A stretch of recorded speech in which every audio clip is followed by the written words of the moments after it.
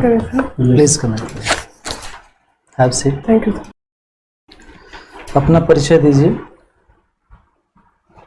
Sir, मैं सत्याराज उत्तर प्रदेश के प्रयागराज की रहने वाली हूँ। मेरी प्राथमिक शिक्षा प्रयागराज में ही हुई है।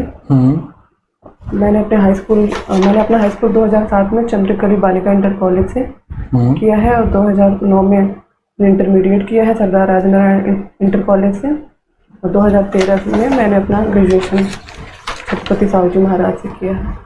वर्तमान में क्या कर रही हैं आप? सर, वर्तमान में मैं सिविल सेवा की परीक्षा तैयारी कर रही हैं। ठीक है। और आपने फिजिक्स, केमिस्ट्री, मैथ पढ़ा है? जी सर। और फिर उसके बाद हिंदी ऑप्शनल लिया है। ठीक है, तो ये क्यों ऐसा किया होगा? सर, एक तो हिंदी साहित्य में मेरी हिंदी साहित्य में रुचि पहले से रही।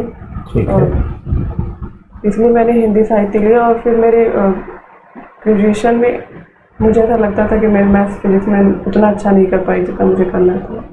ठीक है। हिंदी साहित्य पढ़ने से आपको क्या फ़ायदा हुआ? सर, हिंदी साहित्य पढ़ने से मुझे ये फ़ायदा, मतलब बहुत सारे फ़ायदे हुए। मैंने बहुत सारे लेखकों को जाना, उनकी विचारधाराओं को जाना, समाज को उनके दृष्टिकोण से समझने का प्रयास मुझे दिखा। और जहाँ तक मैं अपने क्षेत्र से बाहर की बहुत सारी जानकारी इकट्ठा कर पाई। जैसे मैंने महिलांचल पढ़ा तो मैं बिहार के एक अंचल के बारे में मुझे जानकारी प्राप्त हुई। ठीक है।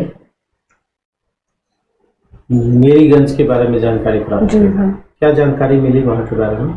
सर, मेरीगंज के बारे में ये जानकारी मुझे मिली कि वहाँ पे किस तरह की समस्याएं हैं, कैसी राजनीतिक, सामाजिक, आर्थिक और धार्मिक समस्याएं उस टाइम में जब। तो सामाजिक संरचना क्या लगी वहाँ मेरीगंज की, बताइए। महिलांचल से कोट करके बताइए। सर, वहाँ की सामाजिक संरचना विभिन्न जातियों में बटी हुई थी। कुछ डोमिनेंट कास्ट वहाँ पे जैसे यादव और ब्राह्मण, क्षत्रिय ऐसे ग्रुप में बटे हुए थे, और महिलाओं की स्थिति वहाँ पे कमज़ोर रही। उनको दवा दारू के लिए भी उचित नहीं समझा जाता था। कि रेणु ने क्या निष्कर्ष दिया? उनका निष्कर्ष सर ये रहा कि गरीबी और जहालत जो है, गरीबी सबसे बड़ा कारण रहा वहाँ। उन सारी समस्याओं, महिला इसलिए है कि अंचलीय महिला इसलिए क्योंकि वहाँ पे गरीबी है। अच्छा, इसलिए। तो गरीबी कहाँ नहीं है? फिर ये आंचलिक उपन्यास का औचित्य क्या है? गरीबी, अशिक्षा, जो समस्या वो बता रहे हैं तो आपके उत्तर प्रदेश में है, MP में है, सब जगह है, राजस्थान में है। आंचलिक उपन्यास का औचित्य क्या है? और आंचलिक उपन्यास कहते किसको है? सर, आंचलिक उपन्यास ऐसे उपन्यास होते हैं जिसमें लेखक अपनी जो उनकी विचारधाराएं हैं उसको बिना थोपे, जो वहाँ की परिस्थितियाँ हैं, जैसी भी परिस्थितियाँ सामाजिक, राजनीतिक, उसको उसी रूप में लेखक लिख देता है। कोई ऐसी रचना बताइए जिसमें रचनाकार अपना विचार थोप देता हो। आपने कहा कि विचार बिना थोपे, कोई एक ऐसा रचनाकार बताइए जिसका विचार, उसका अपना जो थॉट है या अपना उसका जो फिलॉसफी है वो रचना पर हावी हो जाता हो या थोप देता हो। कोई ऐसी रचना है क्या? सर, अगर आंदोलन के रूप में देखें तो प्रगतिवादी जितने लेखक हैं वो कहीं ना कहीं मार्क्सवादी विचारधाराओं से प्रेरित रहते हैं, तो उनकी कविताएं, उनकी कहानियों में वो विचारधारा प्रत्यक्ष अप्रत्यक्ष रूप से दिखती रहती है। उदाहरण से बताइए। जैसे यशपाल हो, जैसे जी सर, यशपाल की दिव्या में भी। दिव्या में कहाँ दिखाई देता है? क्या है प्रगतिवादी? वो कहते हैं कि भाग्य नहीं मानना चाहिए, कर्म। ये तो सामान्य बात नहीं। जी सर। आप भी मानती होंगी, आप भी कर्म पे भरोसा करती हैं या भाग्य पे? सर, कर्म पर भरोसा नहीं करती है। तो आपको प्रगतिवादी, मार्क्सवादी कहा जाए? कर्म पे सब लोग भरोसा करते हैं। आधुनिकता का लक्षण ही है कि भाग्य पर कम भरोसा हो, कर्म पे अधिक। तो कर्म पे भरोसा करना मार्क्सवाद तो नहीं है कि मार्क्सवाद भी है। चलिए, कोई बात नहीं। आपका एजुकेशन वगैरह सब प्रयागराज? जी सर। जी सर। कोई खासियत बताइए प्रयागराज? सर, प्रयागराज की ऐतिहासिक महत्व भी है, पौराणिक महत्व भी है। पौराणिक महत्व में देखा जाए तो सर, प्रत्येक 12 वर्ष में महाकुंभ होता है वहाँ गंगा, यमुना, सरस्वती के त्रिवेणी पर। ठीक है। ऐतिहासिक महत्व है, तो वहाँ पे अकबर का किला है, आनंद भवन है, अशोक का स्तंभ है, सब वहाँ पे। ठीक है।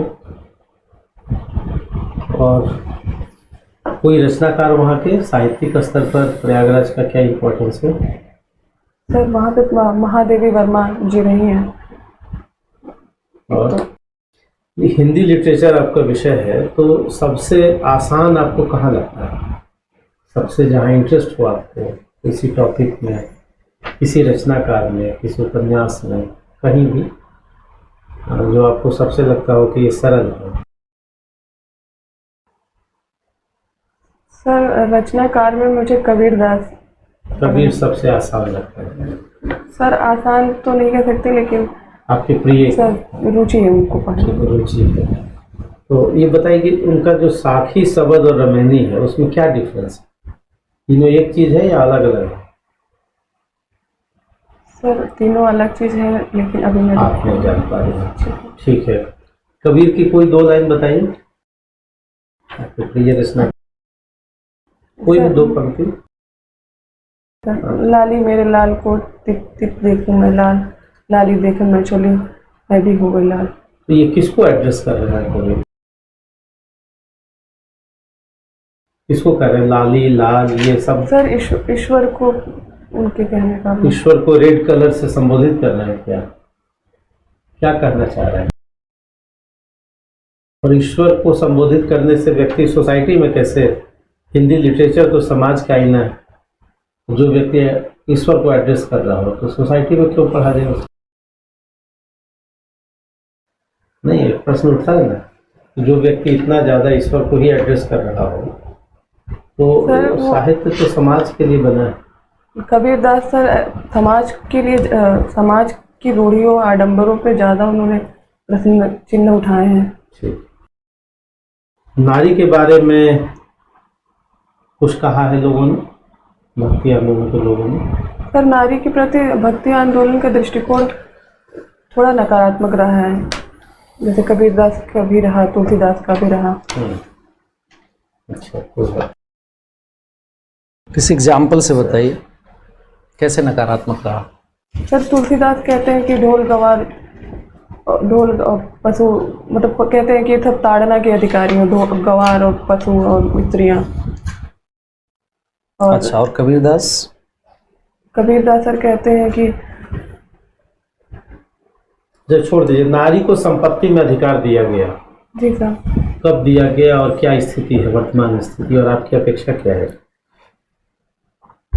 सर नारी में संपत्ति का अधिकार, सर अधिनियम मुझे अभी याद नहीं आ रहा है, लेकिन अभी सुप्रीम कोर्ट का एक और आदेश आया है कि उन्होंने कहा कि नारी, मतलब उनको अधिकार होना चाहिए। आप अच्छा बोल रही है, तनाव मुक्त होकर बोलिए। हाँ बिल्कुल, कोई टेंशन लेने की आवश्यकता नहीं। बताइए, आप अच्छा बता रही हैं। हाँ बताइए, सूचना का अधिकार अधिनियम बताइए, कब का है? सर सूचना का अधिकार अधिनियम 2005 में पारित किया गया है। सूचना का अधिकार जो है आरटीआई, वो संविधान के किस अनुच्छेद में अंतर्निहित है? सर अनुच्छेद 19। अनुच्छेद 19 में। अनुच्छेद 19 के आधार पे श्रेया सिंघल केस में सुप्रीम कोर्ट ने एक आईटी एक्ट को स्ट्रक डाउन किया था, उसको बता सकते हैं? सर 66A था वो। क्या था 66A? सर 66A में ये था कि अगर कोई भी कुछ टिप्पणी करता है किसी के ऊपर तो उसको गिरफ्तार कर लिया जाता था। ऑफेंसिव टिप्पणी तो कोई भी कर सकता है, ठीक है। अच्छा ये बताइए, महिला कल्याण, महिला विकास और महिला सशक्तिकरण में क्या फर्क है? सर महिला कल्याण है कि महिलाओं के लिए कुछ ऐसी योजनाएं चलाई जाए जिससे उनका कल्याण हो सके, और विकास कुछ विकास जो होता है उनका विकास कई क्षेत्रों में हो सकता है, आर्थिक क्षेत्र में विकास हो सकता है।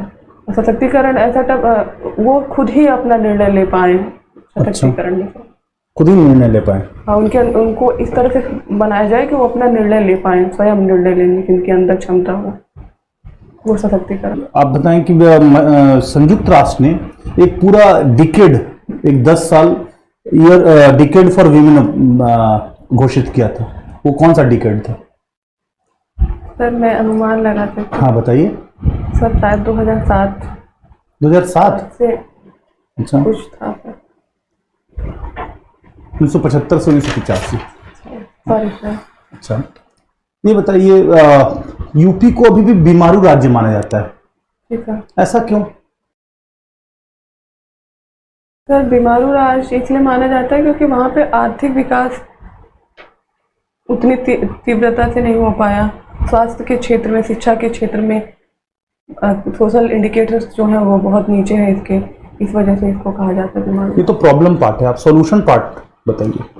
अगर आपको सॉल्यूशन देने के लिए कहा जाए तो कैसे देंगे सॉल्यूशन, क्योंकि प्रॉब्लम तो गिनाना बहुत आसान है, कोई भी गिना सकता है। जी सर। सर प्रत्येक क्षेत्र में, जैसे शिक्षा के क्षेत्र में देखा जाए तो वहाँ पे शिक्षा में जो साक्षरता रेट कम है तो उसको सुधारने की आवश्यकता है, उसके लिए इंफ्रास्ट्रक्चर बनाया जाए। और जहाँ तक संसाधनों की बात है तो मिजोरम के संसाधन तो कम है, लेकिन केरल के बाद सेकंड हाईएस्ट लिटरेट स्टेट है। यूपी में तो उससे ज़्यादा संसाधन है। ठीक है, कोशिश कीजिए, कोई बात नहीं। सर संसाधन के साथ साथ ये भी कह सकते हैं कि जागरूकता की कमी है। लोग अन्य काम, शिक्षा को इतना महत्व नहीं देते हैं। अच्छा, अभी नया लेबर कोड आया है जी। जो 29 कानूनों को 4 कोड में बदल दिया गया है, उसके बारे में बताएं। Labour reforms. सर सॉरी, इसके बारे में नहीं पता है। नई शिक्षा नीति, जी सर। उसके बारे में बताएं। उसमें क्या ऐसी आपको सबसे महत्वपूर्ण चीज क्या लगी उसमें? ऐसे तो बहुत सी चीजें हैं। सर नई शिक्षा नीति में मुझे जो महत्वपूर्ण लगी, एक तो सबसे महत्वपूर्ण लगा कि इसमें जीडीपी, जो शिक्षा में जीडीपी का अब बढ़ाने की बात कही है कि वो तो कोठारी कमीशन ने भी कहा था 68 में 6%। जी सर, लेकिन अब कोठारी कमेटी ने कहा था, लेकिन इसमें इन्होंने कहा है तो इसको इम्प्लीमेंट करेंगे। अच्छा, ठीक है। और दूसरी बात ये है कि अब भारत में ड्रॉप आउट की समस्या बहुत है, तो उस समस्या का समाधान भी इसमें दिखा है कि अब कभी भी आप ड्रॉप आउट करेंगे तो फिर कभी भी आप फिर से किसी भी पाठ्यक्रम के लिए अगर बाहर निकलते हैं तो आपको कुछ ऐसे बनाए गए हैं कि आपको डिप्लोमा या तो डिग्री इस तरह से बांटा गया है। तो ये है। अच्छा, ये कहा जाता है कि मोदी सरकार जो है वो सामाजिक इंफ्रास्ट्रक्चर पे कम खर्च कर रही है, आर्थिक इंफ्रास्ट्रक्चर पे ज़्यादा। आमतौर पे बीजेपी पर यह आरोप लगता है, क्या आप इसको सही मानते हैं? सर मुझे ऐसा लगता है कि दोनों पे कार्य हो रहा है, और आर्थिक क्षेत्र में भी हो रहा है, सामाजिक क्षेत्र में भी हो रहा है। इसके उदाहरण भी है कि उन्होंने सोशल सेक्टर पे भी बहुत सारी योजनाएं चला रहे हैं, और आर्थिक क्षेत्र में भी। उदाहरण बताइए। सर सामाजिक क्षेत्र में महिलाओं के लिए बहुत सारी योजनाएं चल रही हैं, झोला योजना चल रही है, बेटी बचाओ बेटी पढ़ाओ, और स्वास्थ्य क्षेत्र में भी चल रहा है, आयुष्मान भारत आया। यानी आप ये कहना चाह रहे हैं सोशल इंफ्रास्ट्रक्चर पे स्पेंडिंग बढ़ा है जीडीपी का? जी सर। ठीक है। तो ये तुलनात्मक रूप से अगर देखा जाए तो सामाजिक क्षेत्र में इतने स्पेंडिंग बढ़ने के बावजूद भी इतना सोशल अनरेस्ट देखने को मिल रहा है, इतना बेरोजगारी देखने को मिल रही है, ऐसा क्यों?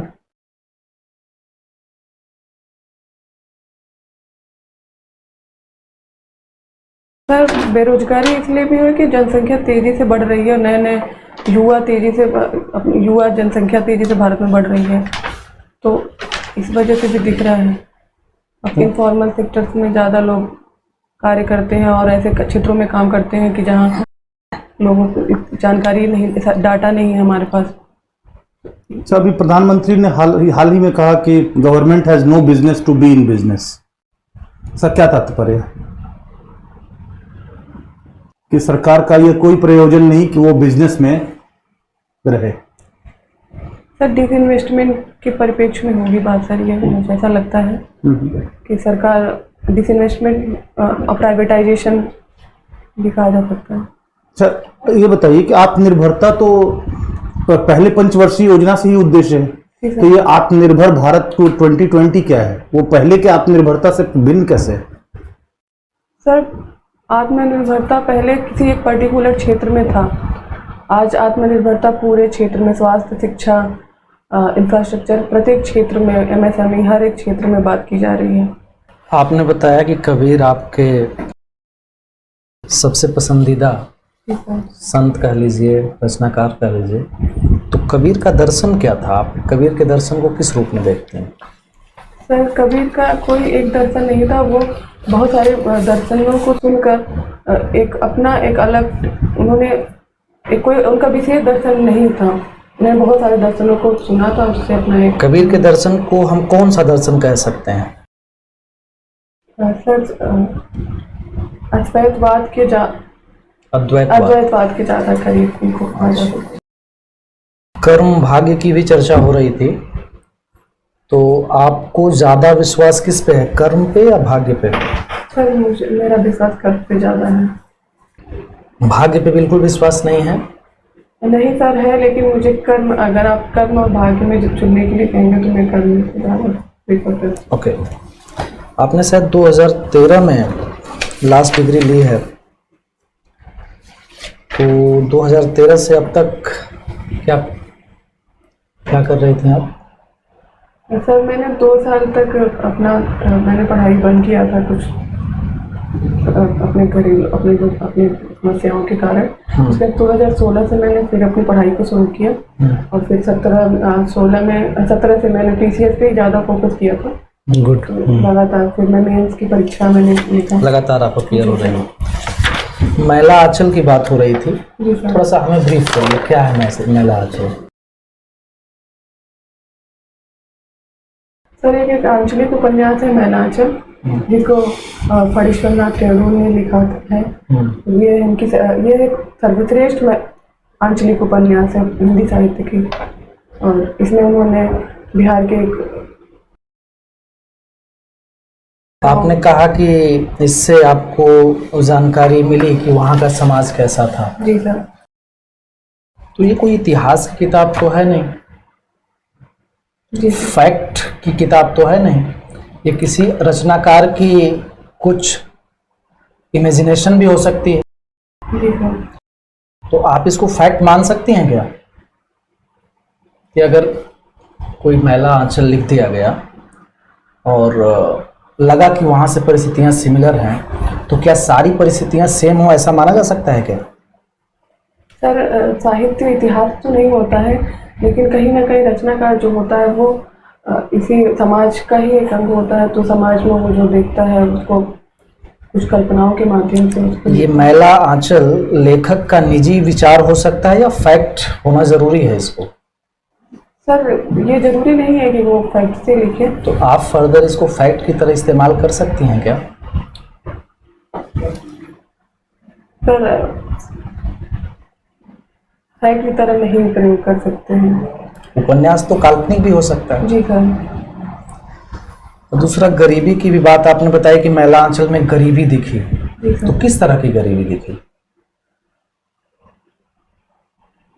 सर, वहाँ पे गरीबी कई रूपों में दिख रही है। तो गरीबी दिख रही है कि तो गरीबी जो वास्तविक गरीबी है, और बाकी वास्तविक गरीबी से क्या तात्पर्य है? गरीबी का सर कि लोगों के पास पैसे नहीं है। पैसे मतलब आर्थिक जी, गरीबी। आर्थिक गरीबी।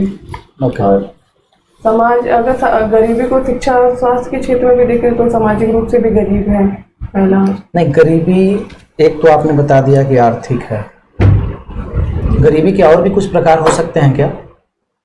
जैसे मैं हिंट दे रहा हूँ, मानसिक गरीबी, बौद्धिक गरीबी, आध्यात्मिक गरीबी, दार्शनिक गरीबी, ऐसे कुछ प्रकार हो सकते हैं क्या?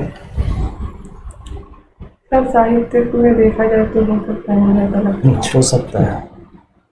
कौन सी गरीबी ज़्यादा हानिकारक है? आर्थिक गरीबी, दार्शनिक गरीबी, आध्यात्मिक गरीबी, बौद्धिक गरीबी, इन गरीबियों में कौन सी ज़्यादा हानिकारक है? सर, अगर आप मुझे चुनने के लिए कहेंगे तो मैं बौद्धिक गरीबी की तरह। ठीक है, ठीक है। आप अपने में कुछ अच्छी बातें बताइए, दो जो संभावनाएं आप में हैं मौजूद। सर, मुझे ऐसा लगता है कि मैं आशावादी हूँ और मैं हार्ड वर्किंग हूँ। ठीक है, ये आप हार्ड वर्किंग हैं और आशावादी हैं, ठीक है। और कमियां क्या हैं? सर मेरी एक तो सबसे बड़ी कमी है कि मैं अंतर्मुखी हूँ, तो अपनी बातों को स्पष्ट रूप से इतना नहीं कह पाती हूँ और अस्पष्टवादी हूँ। स्पष्टवादी और अंतर्मुखी दोनों तो कंट्राडिक्टरी। अस्पष्टवादी सिर्फ की और अंतर्मुखी है तो प्रशासन में तो ये तो नेगेटिव हो गया, आप बता ही नहीं पाएंगी। आपकी सीनियर मीटिंग लेंगे कि डेवलपमेंट क्या है, क्या प्रॉब्लम है, मंथली मीटिंग होगी, साप्ताहिक मीटिंग होगी, नहीं जूनियर को भी नहीं बता पाएंगे, कैसे होगा? प्रशासन का कार्य कैसे चलेगा फिर? अच्छा, प्रशासन में ज्यादा जरूरी क्या है, ईमानदारी या सत्यनिष्ठा, ऑनेस्टी या इंटीग्रिटी? सर सत्यनिष्ठा क्यों? ज्यादा। सत्यनिष्ठ व्यक्ति जो भी हो वो अपने किसी जिस भी बात पे रहेगा वो उस पे टिका रहेगा। सत्यनिष्ठ व्यक्ति उसको किसी भी परिस्थिति कुछ भी टिके रहना अपनी बात पे तो रिजिडिटी हो गई। नहीं सर, जो वो सोचता है वही वो कार्य करता है, जो सोचता है वही करता है, उसको जी। सत्यनिष्ठ कहते हैं। सर सत्य के प्रति निष्ठा रखना सत्यनिष्ठा है, और जो सत्य है वो उसी को कार्य को करेगा। लेकिन गांधी जी ने तो कहा था कि नोबडी नोज एब्सोल्यूट ट्रूथ, नितांत सत्य तो कोई जानता नहीं, और नितांत सत्य कोई जानता नहीं तो उसके प्रति निष्ठा कैसे रखेंगे?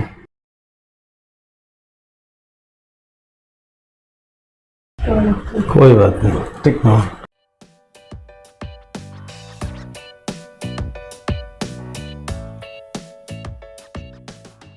Formal interview is over, now is informal talk. आप क्यों कम अंतर्मुखी क्यों हैं, बताइए। सर ये आपके पिताजी तो डॉक्टर हैं।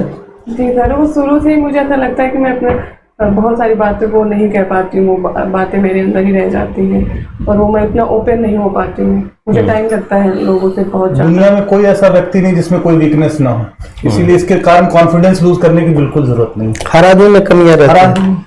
कोई अंतर्मुखी है तो कोई ज्यादा बहिर्मुखी है, कोई ज्यादा एक्सट्रोवर्ट है, किसी को कोई चीज नॉलेज नहीं है, किसी का कुछ नहीं है ना, परफेक्ट हो। इसीलिए इसके लिए कारण कॉन्फिडेंस लूज करने। ईश्वर ने भेजा है तो कुछ तो सोच के भेजा है, नहीं शुरू में आप एकदम सीरियस थे, अब बहुत ज्यादा। अब देखिए इस समय ऐसा फेस होना चाहिए। हाँ, एकदम ऐसा ही होना serious चाहिए और पूरे एकदम इंटरव्यू में। ऐसे थे जैसे थोड़ा एकदम Direct। बहुत हाँ। ज्यादा प्रेशराइज फेस है। प्रेशर में क्या, आपने मेंस क्वालिफाई किया है ना, मेंस बिना क्वालिफाई नॉलेज के कोई मेंस क्वालिफाई थोड़े ऐसे, करता है। हाँ, ऐसे तो करता नहीं है। तो आप एकदम बिल्कुल आत्मविश्वास के साथ बने रहिए। कुछ टॉपिक तो जरूर अच्छे से तैयार कीजिए, जी सर। जैसे महिलाओं से रिलेटेड इशू, नई शिक्षा नीति, जी सर। नई कृषि नीति, दिल्ली पे जो एनसीटी बिल आया है वो सब चीज तो एकदम एक्सपेक्टेड है, वो हॉट टॉपिक है, करंट टॉपिक है, हमसे पूछे जाने का संभावना बहुत है। ठीक है। और सर, हिंदी अभी मुझे इलाहाबाद के जो भी कहानीकार या जो भी रचनाकार है उनके बारे में वो मुझे बता दिया जाएगा। दूसरा, भक्ति आंदोलन में आपने कह दिया कि नारी निंदक हैं, बिल्कुल नहीं है।